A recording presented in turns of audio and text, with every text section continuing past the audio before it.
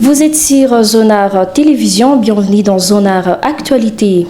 Clôture ce jeudi 19 septembre 2024 du 10e congrès des lignes nationales de la presse du Congo qui s'est tenu du 17 au 19 septembre à Kinshasa. Organisé dans un contexte de crise dans les secteurs médiatiques, ce congrès a été placé sous les lignes de la Renaissance. Au cours de cette clôture, le porte-parole du gouvernement congolais et ministre de la Communication Patrick Muyaya a salué l'organisation des élections tout en soulignant les parcours pour atteindre cet aboutissement. Il a félicité les comités sortants dirigés par Modeste Chabani pour avoir organisé un congrès rassembleur. J'ai précisément des élections attendues à la fin de vos travaux. J'aimerais d'abord vous dire que c'est l'union qui doit gagner.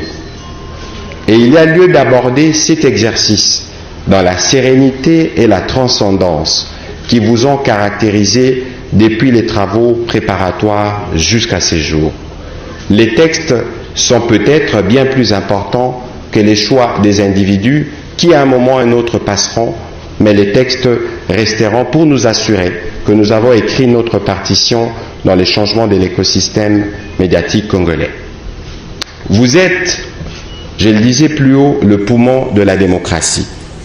Votre attitude dans la manière d'aborder cette échéance doit être le reflet de ce que vous exigez aux acteurs politiques. Personne ne sera perdant au bout de cet exercice, car chacun d'entre vous a sa place et son rôle dans cette profession, mais aussi dans la refondation et dans l'exercice de notre métier. Et puis l'adoption d'une prorogation de l'état des sièges à Nituri et au Nord Kivu ce jeudi 19 septembre 2024 par les députés nationaux.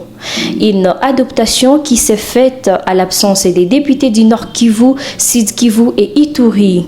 Ces nouveaux renouvellements entrent en vigueur dès le 24 septembre prochain pour 15 jours. Le texte a été présenté et défendu par le ministre de la Justice Constant Mutamba. Une fois adopté, en des termes semblables, sera transmis au président de la République pour l'examination en seconde lecture. La cérémonie de clôture de la formation du premier groupe d'éléments phares d'essai a eu lieu ce jeudi 19 septembre 2024, présidé par le lieutenant-général Fall Sikabwe, marquant les débuts des opérations militaires conjointes avec SAMID. RC pour les médias Congo rassure, selon les sources militaires, cette formation assurée par l'équipe des SAMID RC a permis aux soldats congolais de se perfectionner dans diverses spécialités. Ces préparatifs toujours dans le cadre du renforcement des capacités de l'armée congolaise face aux défis sécuritaires. Et pour finir, la ministre d'État en charge de l'éducation nationale et de la nouvelle citoyenneté a reçu ce jeudi l'ambassadrice des États-Unis à Kinshasa, Madame Lucie Tamlin. Les échanges ont tourné autour des opportunités et les défis du secteur éducatif congolais, ainsi que la coordination des actions de Bayer pour une efficacité dans l'attente des résultats. Fin des Zonar Actualités sur Zonar Télévision. Merci à vous tous et vous toutes de nous avoir regardés. À la prochaine.